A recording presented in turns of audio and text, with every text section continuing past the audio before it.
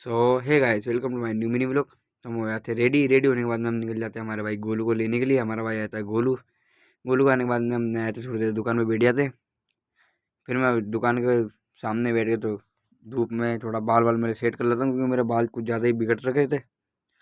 उसके बाद में मैं गोलू से चलवाता हूँ गाड़ी। गाड़ी चलवाने के बाद में मेरा बाल गाड़ी भी बहुत खतरनाक तरीके से उठ रहे थे। फिर हम पहुँच गए सीधा हमारी लोकेशन पे, जहाँ पर निकल रहा था हमारा काली माता जी का अखाड़ा। फिर हम अखाड़े में आके थोड़ा कर लेते मौज मस्ती। उसके बाद में मैं और मेरा भाई छोटू हम निकल जाते हैं सीधा हमारे चूड़ी बाज़ार की तरफ। फिर वहाँ चूड़ी बाज़ार पे जाने से पहले हम डलवाते हैं गाड़ी में पेट्रोल। पेट्रोल डलवाने के बाद में हम पहुँच जाते हैं हमारे भाई विशाल भाई टेटू वाले के यहाँ।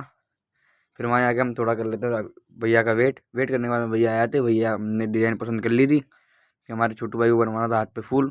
फिर छोटू भैया के हाथ पे फूल बनना था, तो भैया कर रहे थे तैयारी। तैयारी करने के बाद में छोटू भाई के भी हाथ पे थे फूल जोरों जोरों से चल रही थी कार्यक्रम।